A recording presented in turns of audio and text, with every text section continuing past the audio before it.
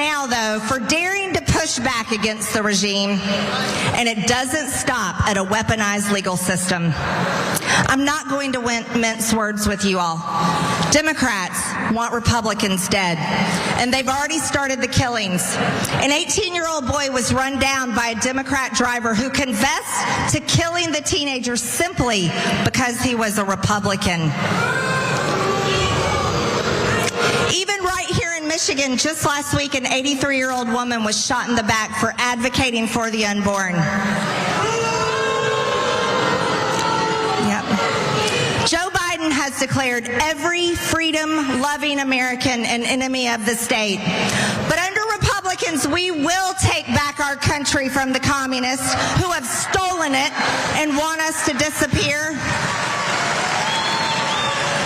We will expose the unelected bureaucrats, the real enemies within, who have abused their power and declared political warfare on the greatest president this country has ever had. When's the last time you heard Marjorie Taylor Greene mince her words to MAGA followers? I'm gonna mince my words here. You do what you always do. There she is speaking at Trump's rally up in Michigan. She wanted to encourage people, show them a little bit of like a positivity. Directives to go kill your political enemies, because that's what Republicans do now. Again, up in Michigan. Think about that, because as she continued on, she then talked about the governor of Michigan on her violent rhetoric. The same governor who was targeted to be kidnapped and murdered by militias in that same state. Let's listen to her talk about that. How could we forget Governor Whitmer's communist COVID lockdowns? We will never forget. Michigan will never forget. We're going to make them remember in November, aren't you, Michigan? Michigan was one of the worst states for lockdowns. I watched it from Georgia. I was heartbroken for you.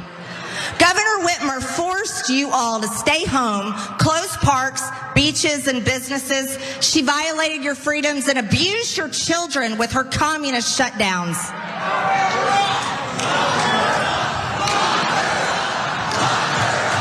I think that should be a message to Democrats. Maybe it should be a message to Democrats. I mean, considering your president is under absolute 4 to 5 to 7 different investigations, let's lock up Governor Whitmer for abusing your children. Again, this is in the same rally where she's talking about how Democrats are coming to kill you. In fact, they've already started. Ignoring the fact that they tried to do that with Whitmer. But she's fine, they busted up that whole group. Governor Whitmer is alive and well, was not kidnapped. So I guess we should shove that to the side. But then there's this.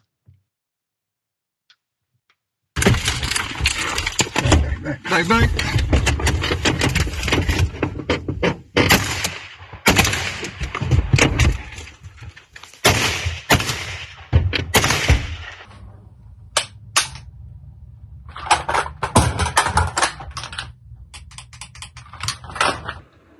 Steve and I are looking from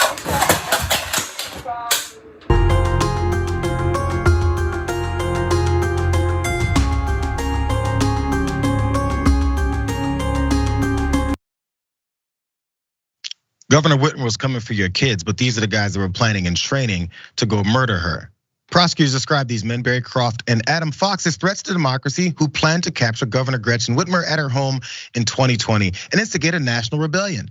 They told jurors how the men went on a reconnaissance missions to the home and how they accumulated high-powered guns and how they discussed blowing up a bridge to prevent the police from responding to the kidnapping. Back the blue. It's like they were looking to prevent the police from their violent, illegal activities. Whatever, it doesn't matter. It didn't actually happen though. Or this did happen though. Watch this.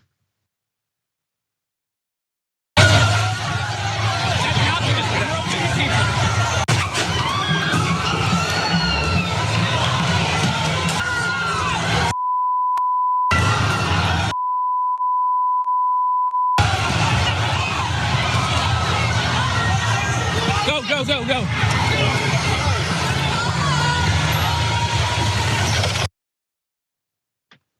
Marjorie Taylor Greene said the Democrats are already coming to kill you. In that particular instance, a federal judge issued the sentence of life without the possibility of parole for self-proclaimed neo-Nazi James Fields Jr., who drove through all of those protesters in Charlottesville. You've seen the video a million times. But Marjorie Taylor Greene wants you to believe the Democrats are already coming after and killing Republicans, because that's the political message that she's trying to push. No worries, a couple of bad apples there. It's just James Fields Jr. A bunch of Republicans haven't been calling for violence. Not all of them, only Marjorie Taylor Greene. That's it, I promise, it's only Marjorie Taylor Greene.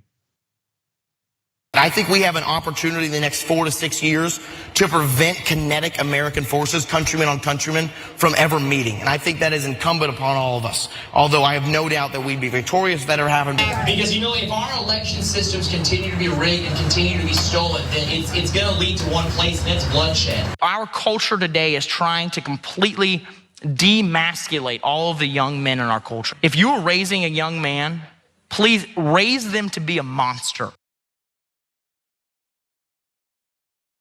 Who's not around anymore, and Marjorie Taylor Greene. That's it. You have people like Fauci saying that his lockdowns didn't cause any permanent damage to any young kids. I got news for you, it did. And I'm just sick of seeing him. I know he says he's gonna retire. Someone needs to grab that little elf and chuck him across the Potomac. Okay, I was wrong again. It's Marjorie Taylor Greene, Madison Cawthorn, and Ron DeSantis. Soon to be presidential candidate Ron DeSantis. That's all. It's not like someone who actually headed the party was calling for violence against political enemies. After this, we're gonna walk down, and I'll be there with you. We're gonna walk down. We're gonna walk down anyone you want, but I think right here, we're gonna walk down to the Capitol. And we're gonna cheer on our brave senators and congressmen and women. And we're probably not going to be cheering so much for some of them, because you'll never take back our country with weakness. You have to show strength, and you have to be strong.